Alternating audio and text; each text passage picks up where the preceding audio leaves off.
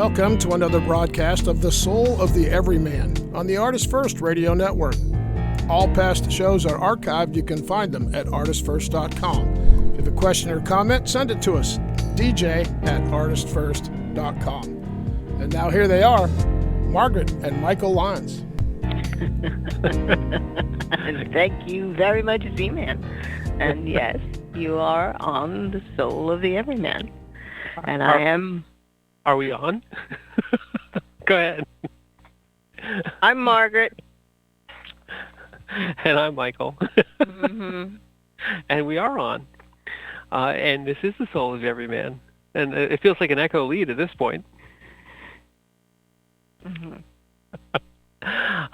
And tonight, speaking of echo leads, if we want to do a little quick segue here, we are redoing or reprising last week's show to some extent, although we're going to extend it as well, because for you regular listeners, you might have noticed that last week's show was slightly shorter than it should have normally been, by about 20 or 25 minutes or so, and it turned out that there was a judgment passed on us and on the radio station by the Ohio Power and Light Company.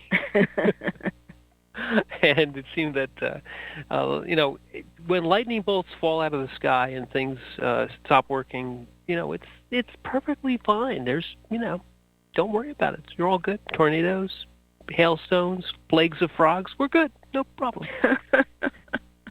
Oh, okay. So anyway, tonight's topic is judgment. And last week, maybe to summarize a little bit, we were talking about judgment both from the point of view of, the sort of the normal use of the phrase, having good judgment, having bad judgment. Having fun means having bad judgment. Also from the point of view of that, both the tendency that we have, and I'll just speak in broad, in general, that we have to judge, to pass judgment on others, and we feel very comfortable in that, saying this one is this way, and this one is this way, and these are the in people, those are the out people. And conversely, how much we all dislike being judged, or being prejudged, or being boxed. Exactly. Boxed. Most of the time when someone is judged someone else, they put them into a known category. And there's a lot of assumptions when you've been classified in a certain category. Mm. And most people, if you're honest, you really don't want any of that. Because you're more than whatever this category is that people want to say that you are. And many times it's just very convenient because they don't have to take the other person into account.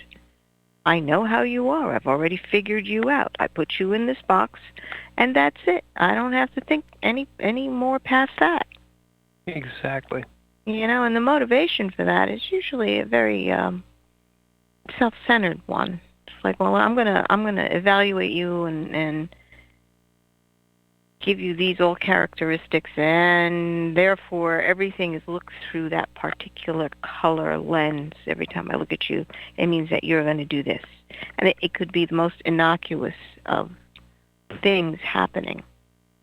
But that lens and that coloration casts it into, well, I knew that person was going to do it that way.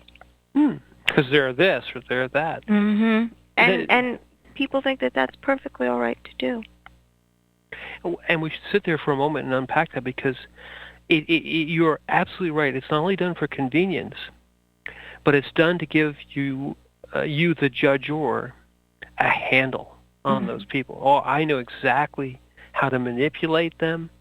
I know exactly what they'll do. If I put in, stimulus A, then stimulus B is going to come out. It gives you this false sense of control. Mm-hmm. When you judge a person or a group of people, or categorize and put them into that box, it says, well, they're in that box. I can move that box around. I can do something with this box. It is very much in a way the way wars are fought. Yes. You just put a bunch of troops in a box and you move them around on a map, and you never have to think of the fact that these are actual breathing, living human beings who are fighting and dying. Oh, it's just they're just Company A. Or the reason for wars is that classification. They're never thought of as human.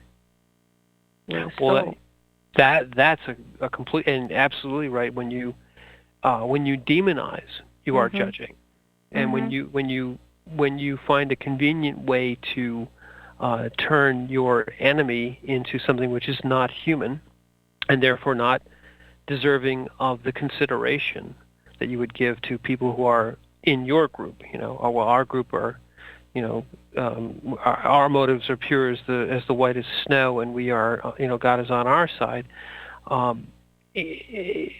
The tendency to do that is extremely human and extremely convenient, both for societies and for individuals. Mm-hmm. And it's all, I guess you can look at it in terms of survival, where you want a certain grouping to survive.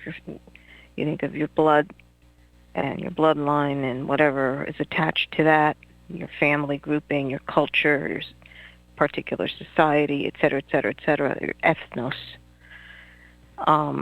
But it basically sets it up so that there is no evolution of consciousness. It's mine versus yours, instead of what manner do we have to do to communicate to one another. It's allowing the other person the dignity of being a human, and let's work something out. You have to give space to human. That is such a profound point. Don't move it by it. When you judge, you no longer have to communicate. Yes. And it's two ways. Once you've judged something, you no longer have to take in more information, nor do you have to give out any more information. You have made that thing into an object. Right.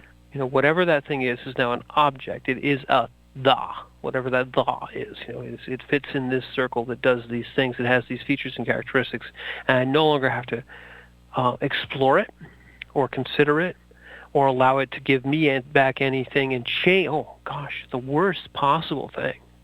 The worst would be if I had to change my judgment. Ooh, that might mean I was wrong. Perish.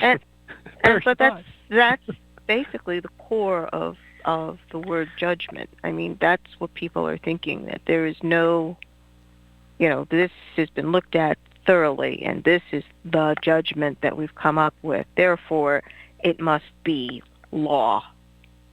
Exactly. Okay, and that is pretty much what our judicial system does. Right, and writ small as a set of rules and laws to abide for society. Judgments work perfectly well, and I think we can. Correct.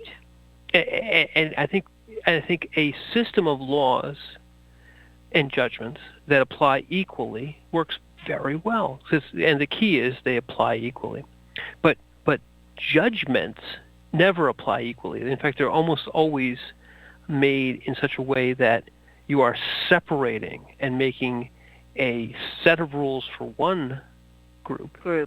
and a whole other set of rules for the other group. Mm-hmm. And so that's the crux of the matter. That's where the two very similar words and very similar meanings split. Right. When you writ them small as a set of laws, 10 Commandments or whatever, you pick your Hammurabi's Code, whatever you want, they're good. But when you writ them large as a way of segregating and separating, and then saying, well, you the ABC people, I'm sorry, you can't have this. Only the XYZ people can have that, because we have judged that the ABC people they're just not deserving, or whatever it is, and it's no longer applied fairly. It's not a law where if we have a water bottle, anybody can have it. It's now, well, only the ABC people get this water bottle. Yes, and to have humans It's interesting when you watch it, because when it's charged with emotions, when you're taking the element out that people are living.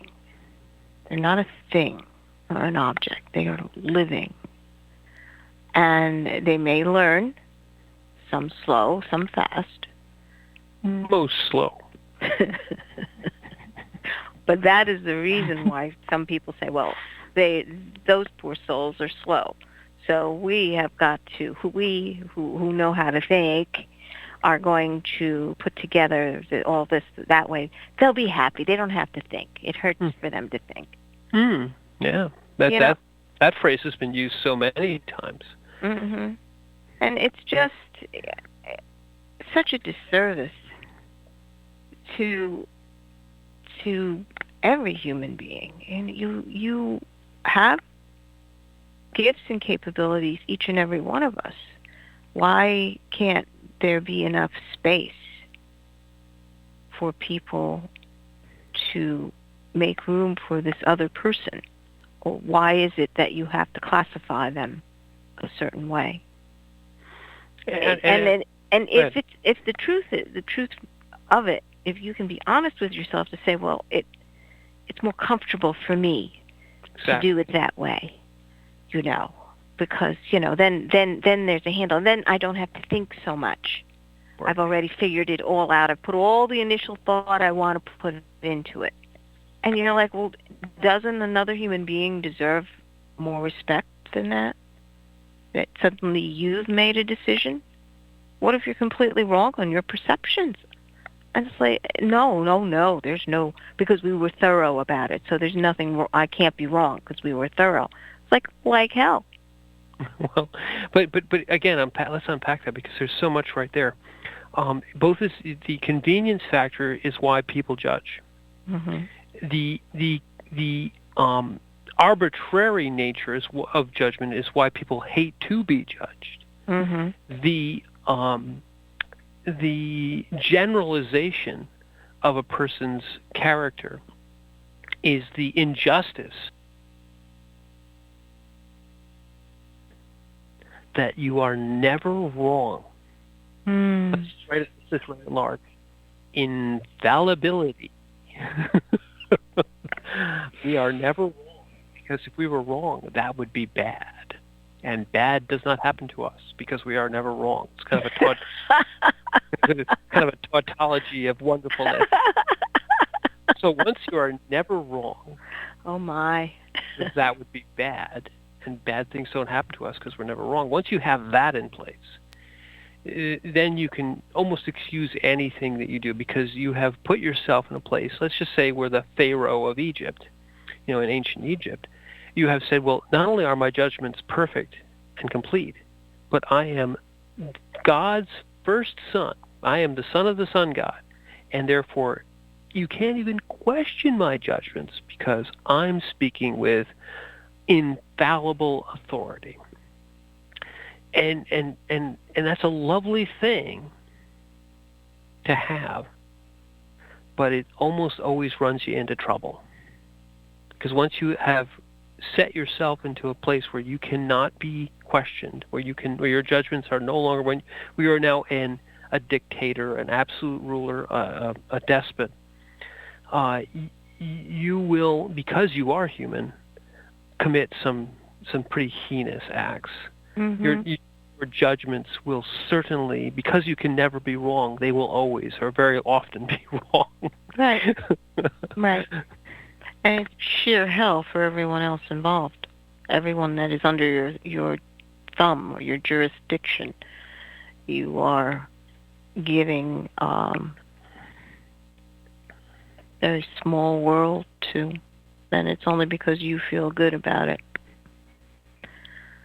And no consideration to the basic human that is there, the basic soul that happens to reside in each and every one of us.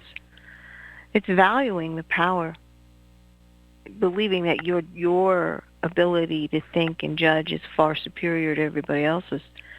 That's like, You're in this world. Your way of looking at things is always blinded somewhere. You're gapped in your ability to see things. And taking that into consideration is something no one wants to do, to admit that maybe I'm wrong. Mm. You know, it's like, why is that a problem? Why? There's nothing, I mean, you can't possibly be right all the time. It's just the nature of things. Exactly. And here is, I guess, and really we've come right down to the nub of it. When you realize that you cannot be always right, then you make a rule and you say, well, this rule has to apply to everybody equally, because we can all be incorrect. And when we apply the rule, we have to make very sure that we're applying it fairly, and that the rule itself stands alone.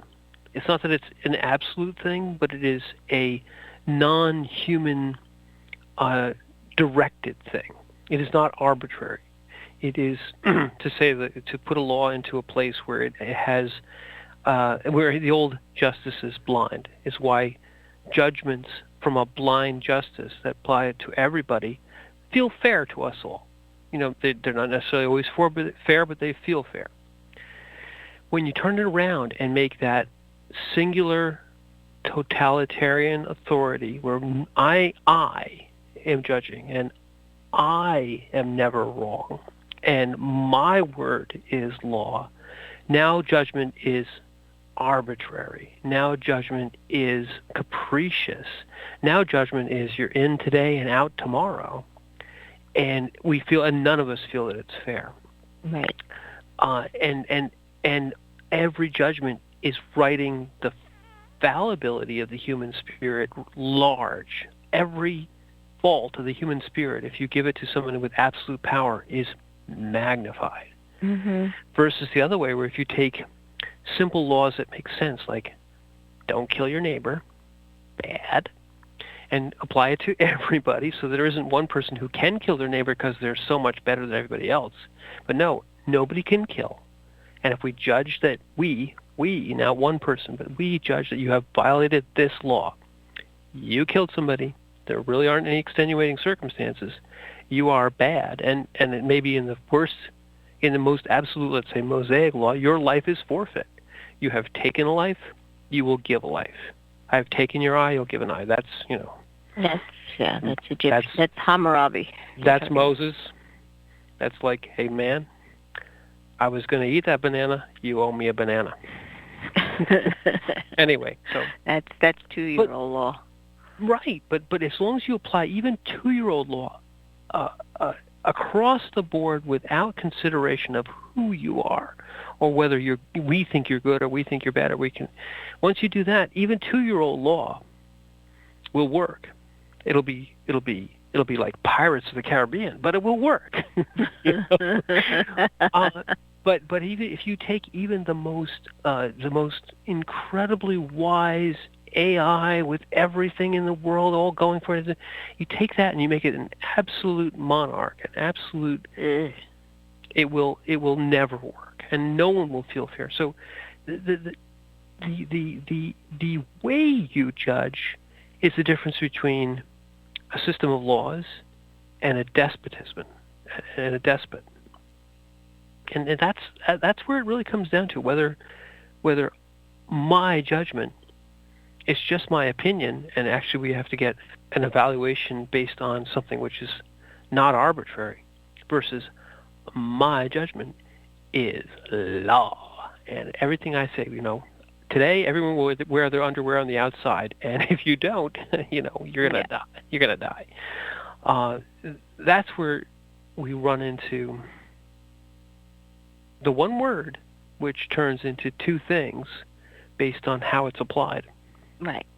And it's kind of curious, actually, because now there's all these video games that you can make up your own world and you can be God. And what I find fascinating is when I'm watching the kids playing through all of this, they're like, well,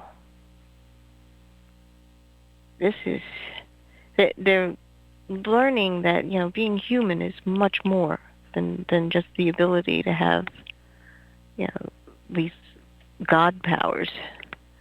What does it mean to live? It's more than having God powers. And the simulacrums that they have, that they're dealing with, they're like, oh, well, it has this reaction. That's why the AI stuff, they just go through the motions of stuff. They give a surface interaction to the person, but it's an interesting game.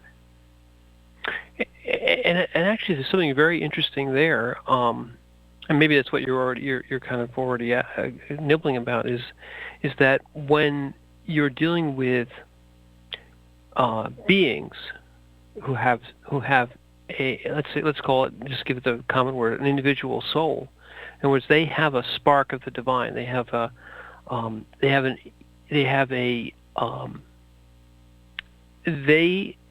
are not a collection of stimulus and responses like these games are. You must give them judgments made against them or for them in a capricious way, wound them at the very core of what it means to be a being, that you get to choose, that you're free, that your choices matter, but that you get to make the choice. The morality of choice is also concerned or wrapped up with the morality of judgment, because if you say, I am a being that with my free will can choose, what you're really saying is, I have the ability to judge. But it's fine if I'm the only person in the whole planet and I can judge whatever I want. Nothing else is a being. Everything else is an AI, and I can judge it all I want. Like I have my own little game world. Well, now I'm God. But then when you put us together, where we're all gods, or all men, all human beings that have that spark of the divine, that have the right to choose, that have the right to judge, and that all of our right to do those things is equal. That's when you have to have a law that applies across for everybody, because you can choose to violate it or not, and there's a penalty involved. But if you say, no, I am the law, you've also said, none of you can choose. I do all the choosing. You are now automatically subhuman because you have no right to choose, or rather your choices are subordinate to mine. And that's the crux of the whole thing, is right there. Right. It's true. And that's the tendency that humans have. They want to... It's interesting, as you think about it, it's like everybody wants to be right. I want to be right. And what are you saying when you say, I want to be right? That what you took in and you processed and you figured out and how things are supposed to go, that your perception and response is better than anybody else's when you're right about it. And you sit there and you go, why is that necessary to be right for you, when you've got a whole grouping of people that are participating in this, but only your particular viewpoint is right? It's like fascinating. It's like, okay, so your world only exists in this bubble, and you're only interacting with the rest of us so that you can steal some energy and people to feed you in your delusion. Well, and the other fascinating thing about that is, I know better than you know. I'm right. Even writ not as a despotism, but even writ as just authoritarian, where my decisions are better than your decisions, and they may be. It's not wrong yet. your decisions are better than my decisions. They've always been. And I've come to accept that. But it only becomes an evil when you force your decisions, which you, even if they are better, even if you have got the right decision, the evil comes in when you have the ability to force them, which means you remove their ability to choose. You can you can convince, you can cajole, you can argue, you can make all these, but it's really going to be great this way. And they say, nope, I don't want to do it that way. I want to cut my toes off and eat them. Well, that's going to hurt. But if you force somebody to do what you think is right, and if you have the authority or you have the power or you claim it, that's where the evil comes in, because you've taken away what? Their free will. Mm-hmm. And it depends on the type of authority as well. I mean, let's face it, as parents, we've had to stop our children from doing stupid stuff. Right. Where they could really do a number on themselves. But when you're talking about another person who is more of an adult, although we do know adult children, plenty of them. Yeah, there's a gradient here, but go ahead. Mm-hmm. And you are not an authority over them. You don't have charge over them. That's when that ability to be able to take in what they are experiencing and giving some consideration to them with that. I mean, it seems basic in interacting with other human beings that you would give that consideration, but it's amazing to see that there's people jump to these conclusions because there's a certain classification in their head that they say, okay, well, you're this and you're that, and I'm going to box you into these things, and then therefore I know, well, we deal with you this way. There's that, but there's also that just a seduction of power. I know better, so therefore I am better, so therefore I get to tell you what to do, therefore I am the boss of you. And you, as a human being, you have every right to say no. And to the extent that you can, you are free. And to the extent that you cannot, you are not free. And like I said, that's where the evil of judgment comes in, and that's where the evil of it's a broad spectrum of authoritarian. It's everything from, yes, Johnny, you really shouldn't eat 400 cookies before bed because it'll make your tummy hurt. And I want to. No, you can't. Or all the way up to, your life is forfeit if I say it is. Kind of capricious, arbitrary despotism. But the degrees of evil are mitigated sometimes by the fact that the person you're talking to really doesn't understand, like a child. But when you have people who are presumed adults, presumed to have authority, free will, to the extent that you take it away from them is to the extent that you bring in evil. Right. Right. Go ahead. I was just going to say, speaking of bringing in evil, we have to go to a commercial break. No, it's not evil. These are wonderful commercials, and you should listen to them, and we will not force you to buy any of these things. But we have to go to a little break, and we'll be back.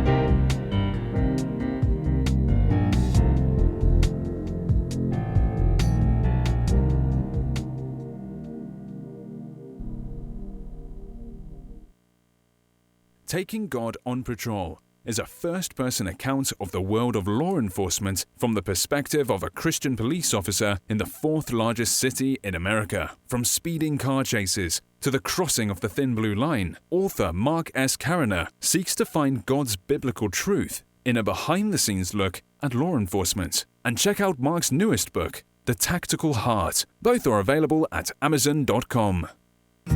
There is a Reaper is the story of 5-year-old Christopher Aaron and his life-changing struggle with leukemia. Winner of both the Indie Bragg Medallion as well as the reader's favorite silver medal for memoir, There is a Reaper has more than 100 Amazon book reviews and a 5-star rating. It has been described as life-changing, spiritual, a must-read. Just released on Audible and iTunes, this memoir is also available in paperback and on Amazon Kindle for only 99 cents. Get your copy of this life-changing memoir today. The Fat Man Gets Out of Bed is the latest book from Michael Lyons, the award-winning author of There is a Reaper.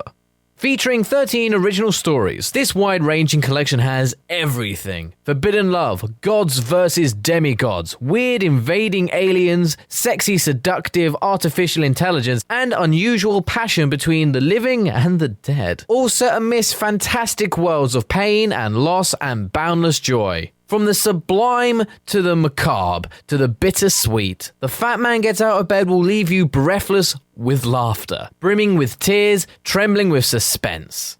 Available now on Amazon.com, Google Play, iTunes, Kobo, and fine e-tailers everywhere.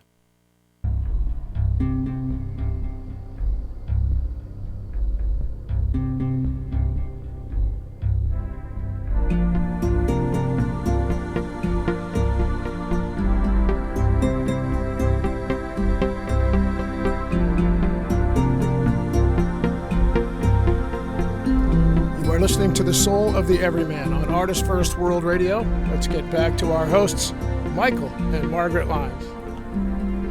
Yes, thank you very much, Z-Man. And yes, you are listening to the second half of The Soul of the Everyman show. And tonight's show has been about judgment and how bad ours was when we started this whole thing. No, what a wonderful thing it was to begin this whole thing. No. All right, now you're leaving me hanging here. I think I'm being harshly judged at this point. Anyway, as we mentioned at the top of last hour, this show is sort of a reprise of our last week's show, which was cut a little short. But I think we've between these two shows, this first half hour last week and this half hour that we just had, we've come to some interesting understanding about judgment. And I think I wanted to, if you don't mind, Ma, I wanted to kind of change it up a little bit for the second half of this third half hour about judgment and talk a little bit about the kind of judgment that people talk about when they talk about a sort of end of the world type of judgment. Oh, and capital J. Capital J, Judgment Day, which was not a bad movie, but but in fact, there are sort of apocalyptic sort of predictions or revelations or whatever, talking about Judgment Day, and people get all worked up about it. And the tack I wanted to take with this is not to explore these various apocalyptic predictions, because they're part of our culture, they're part of many religions, and they serve a certain purpose. But rather kind of turn it upside down and say, why do we as a people want to have sort of a nebulous, or not nebulous, but necessarily, but sort of a it's out there, but we're not sure when, final judgment? What is that saying about us?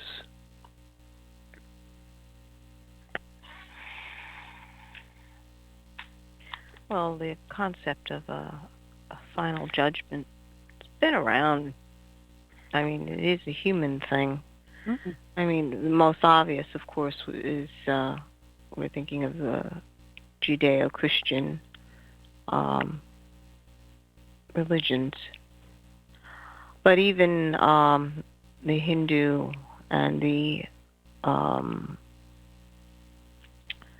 Muslim, Sumerian cultures, talk about a day when it all ends. Even Norse. Norse. Ragnarok and all that. Yeah, that was there. The Norse culture was very much based in a warrior mode. Very much a warrior mode. Although the Indian culture too, now that I think of it, because they talk about cycles of civilizations that have been on this earth, and there was always wars going on between the dark and the light. And humans are always involved in some way, shape, or form. But and their basis of all this is the idea that you as a human soul, you're in a cycle of evolution. And you live many, many lives until you get it right. Right.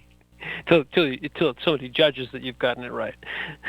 Well, it's, the way that you've gotten it right is that suddenly you are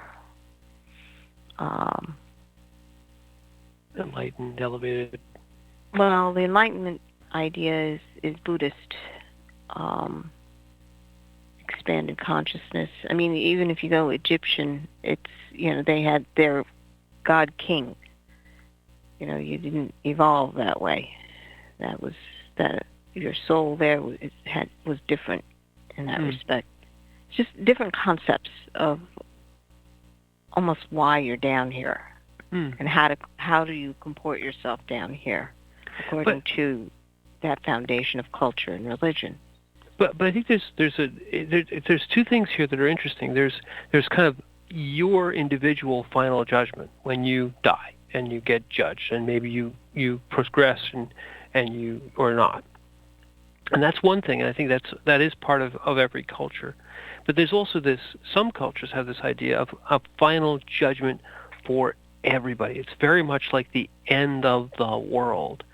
And they're both important, I think, to try and understand why they're seductive. I mean, even in popular culture and cartoons, you'll often have these kind of very apocalyptic evildoers that want to bring the world to an end, and make it everything their way.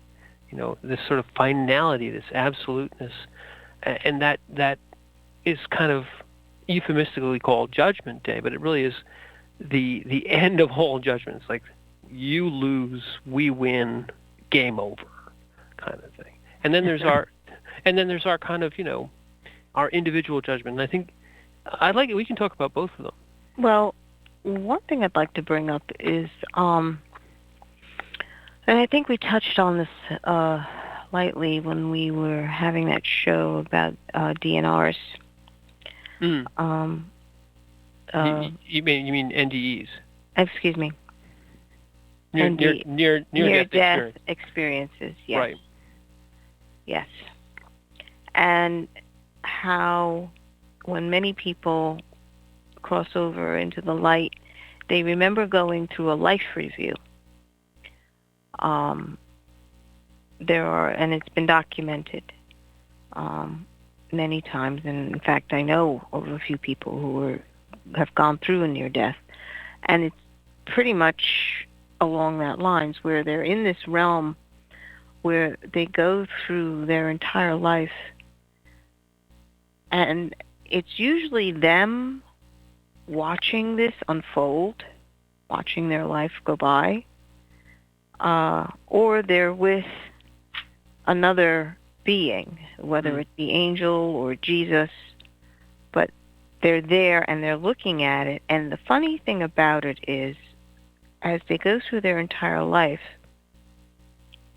they themselves are the ones that are judging their life. Most people say, okay, well, it's God that's going to judge, but you're actually standing there with God eyes and seeing your life through God eyes and realizing that, you know what, I could have done that better, or I really wanted to get this right and I didn't get that right. And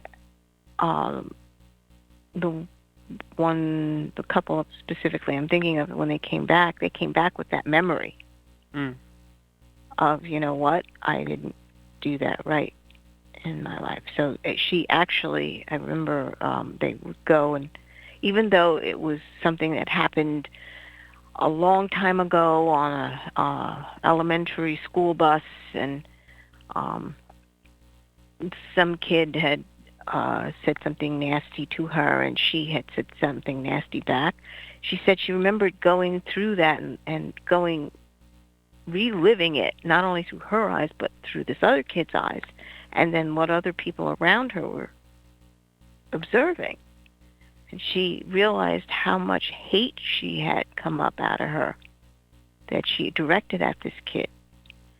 And when she came back, she actually sought him out to say, you know, I'm really sorry for that. And, you know, this was a young woman who was in her 20s, late 20s. And he's looking at her going, what? Who are you? No. He knew who she was. Well, but he couldn't recall the incident. Exactly. It wasn't his. He hadn't had his life review. Right, but she recalled it, and it made an impression on her. And the overriding thing was she was heartfully sorry for throwing that kind of hate at him.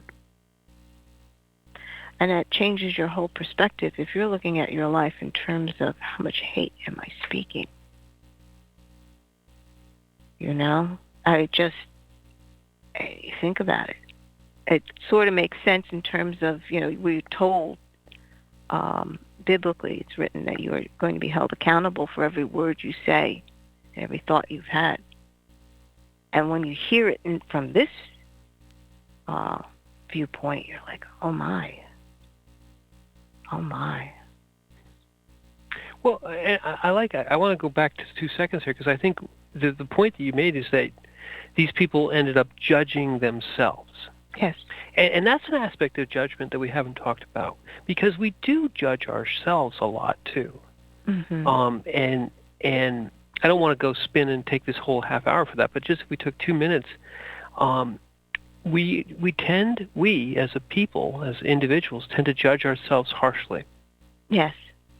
And oftentimes we'll use if you say to me, oh, you know, I broke the glass, and you'll say, that's okay, it's all right, I didn't care. But when I break the glass, oh, you're a clumsy idiot, why didn't you, you're always doing things bad, you're always knocking stuff over, what kind of an idiot you are. So your judgment of you gives you no slack. Right. You are supposed to be perfect. You're supposed to do it right all the time. And when you do it wrong, you're an idiot. You're a jerk. And that's the interesting part. I mean, a lot of the damage that people carry from judgment is those internal voices that keep telling you that you are bad and you are wrong because this happened or that happened. Yeah. But when you are doing a life review, you see even that. Yes. Okay, that's not the last word, even though that particular judging voice wants to be the last word. It's not. You, as a human being, have the ability to choose differently, and you do not need to take that judgment voice as law for yourself. It's understanding that with those eyes are vast, those eyes are filled with love. When you're disappointed in the fact that something that you were trying to do didn't happen, it's not because you want to punish yourself. It's because your internal soul, your heart, your spirit is an expression of love. And what stands out is when you thwart that expression. And that's why spewing hateful words or thinking hateful thoughts is so toxic to the human soul. And I think if we, again, sort of go back a little bit to judgment, there's 2 things that are interesting there, too. One was that we have the judgment of, let's say, the head, which is very much the authoritarian... Personality. Well, but when you judge yourself harshly, you're not judging with your heart. Right. You're judging with your head, with your rules, with your whatever voices are telling you that you're wrong. And the harsh part about it in this culture is that you are told it's okay for you to judge you. There's no one else who's going to judge you except you, so you have to judge you. You have to judge you. And that's wrong. The fact that a society is telling you that you're supposed to judge yourself, you have a tendency to take that as that must be true. Yeah. But instead of understanding that judgment itself, there is various degrees of judgment. But the way that society tells you, you've got to look this way, you've got to act a certain way, you've got to use these phrases, you've got to look a certain way and have a certain size, et cetera, et cetera, et cetera. It turned it into more of a control, again, the cage, as opposed to exploring who you are, where you are, what experiences actually resonate with you.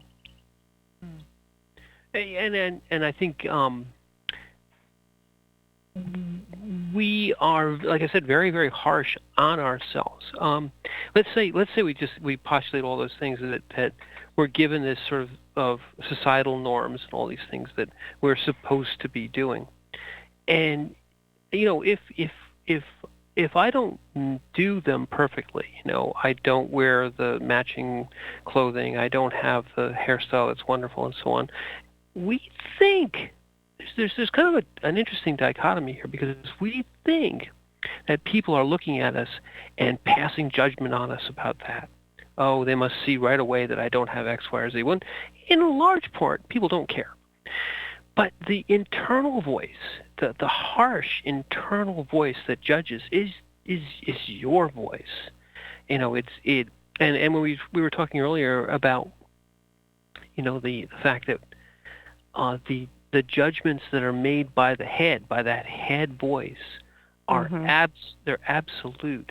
They are unforgiving. And they are kind of authoritarian. You judge yourself very harshly. Yes, and it's just kind of interesting because, I think we said this before. Your dream, individual dream, your world. You construct it, and it becomes a stuck point. Because you believe that, I've constructed this world, so this is the only world I'm going to interact in.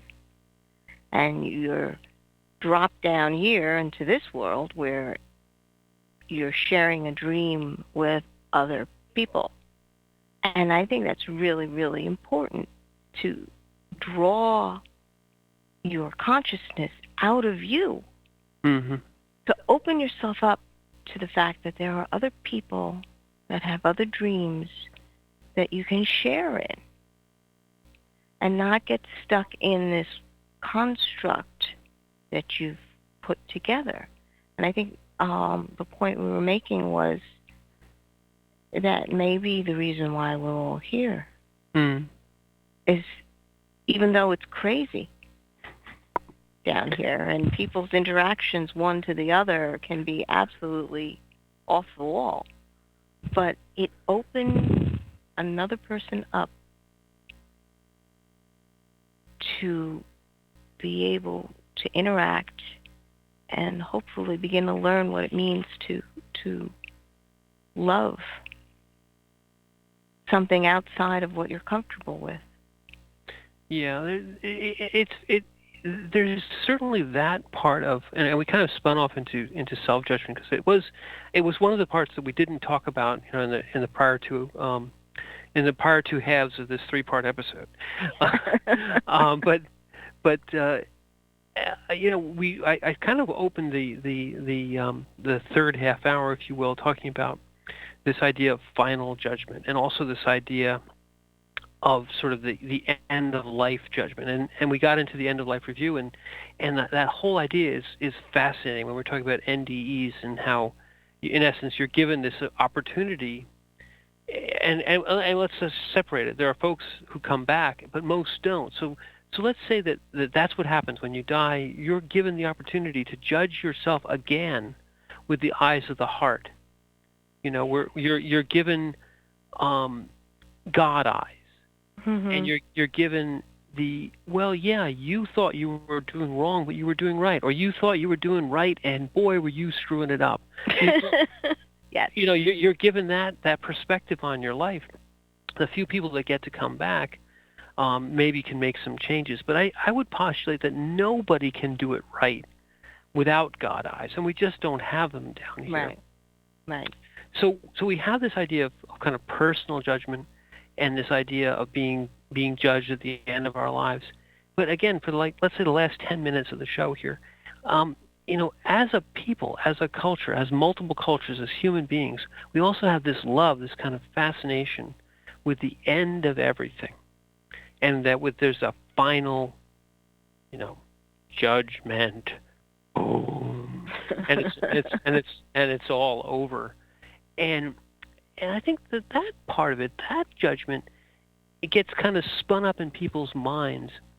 And I'm going to throw two things out here. I think that people who pretend that they know what will be the final judgment, in the sense of who really wins in the end, you know, is it us or them? There's a power thing there. Yeah.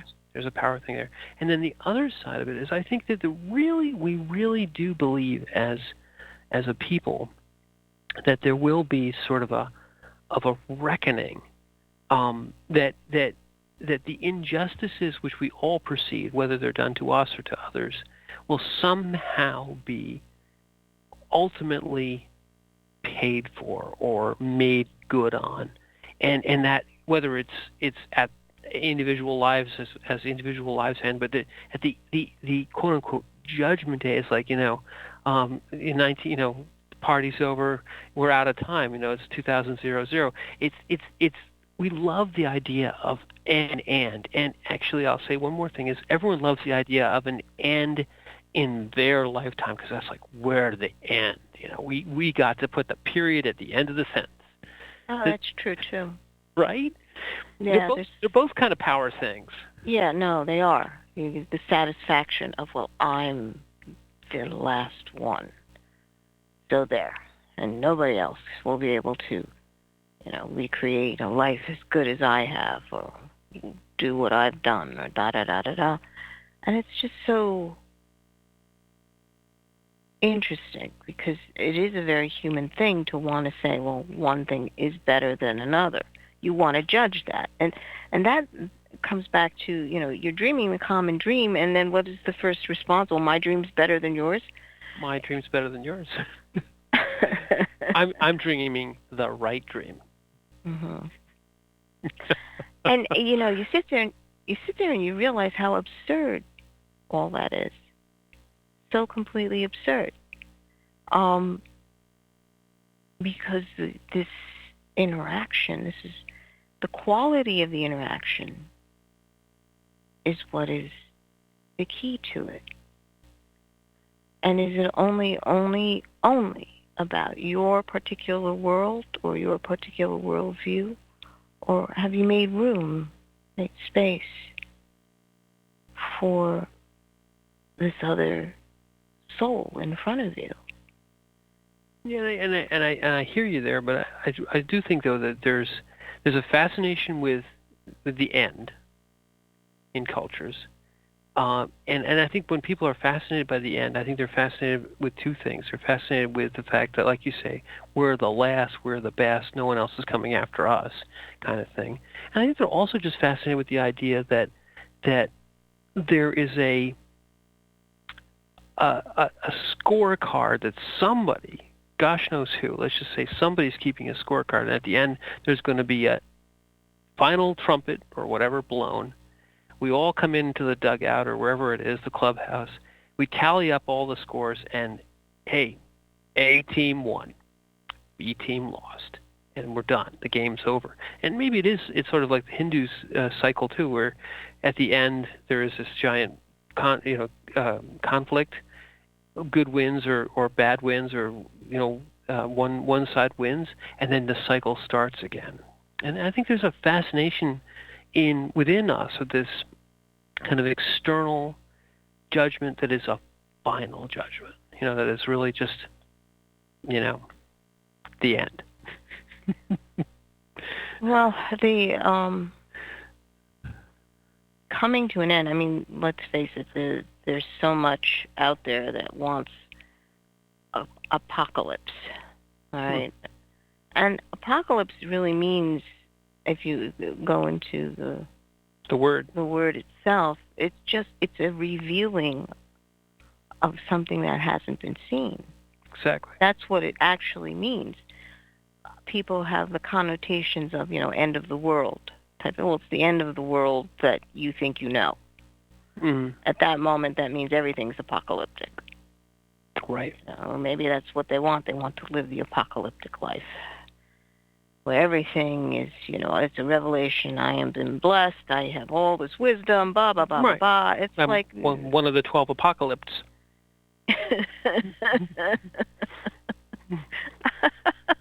Oh my.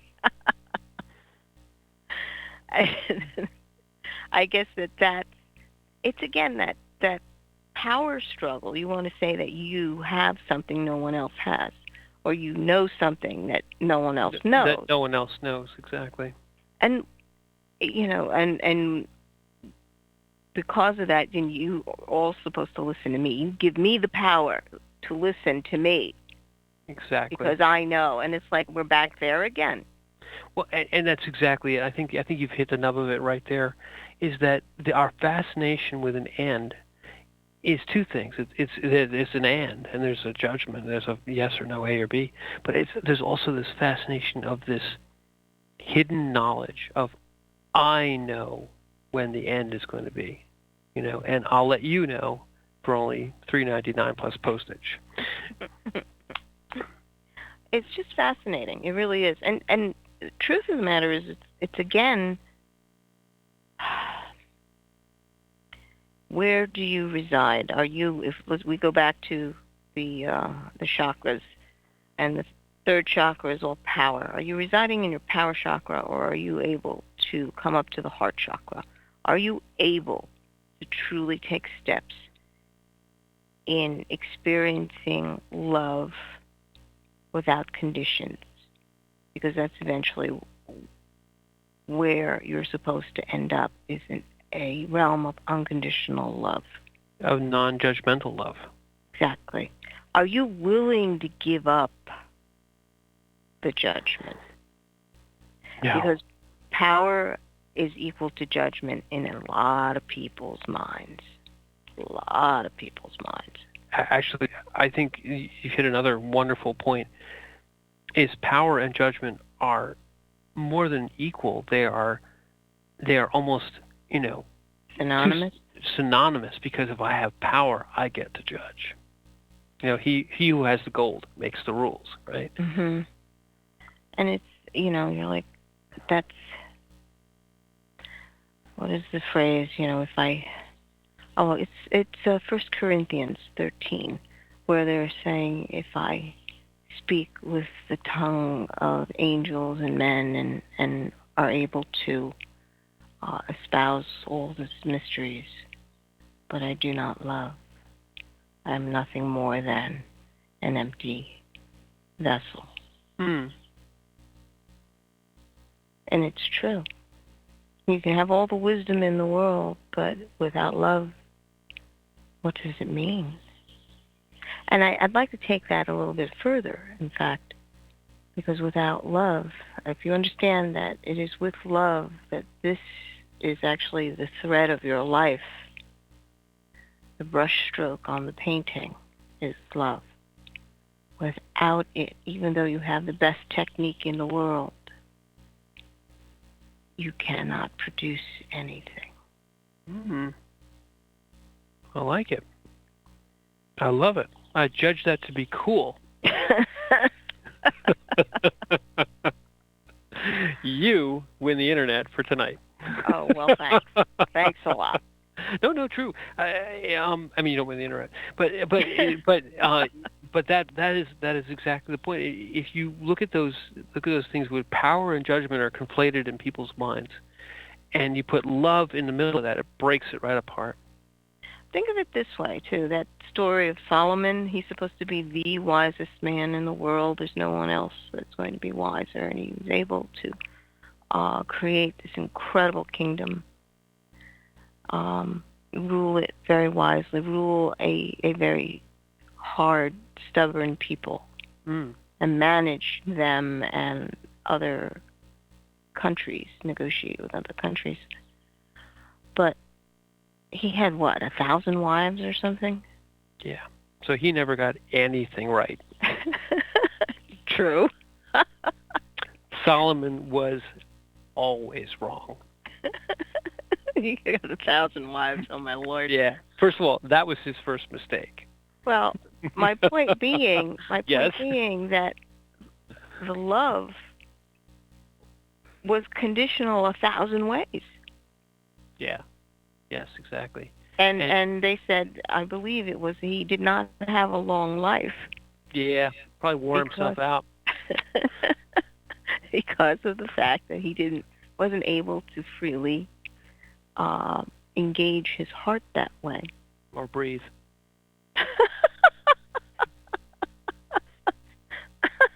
Oh, okay. Yeah. But you're right.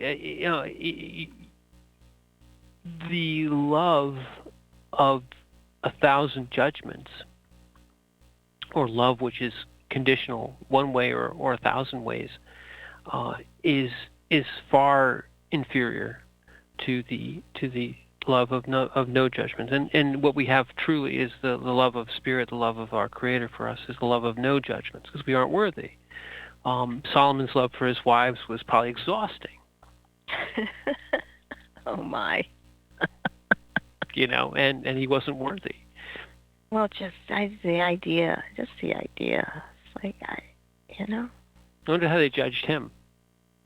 Can you imagine? Yeah, he probably came up short a few times.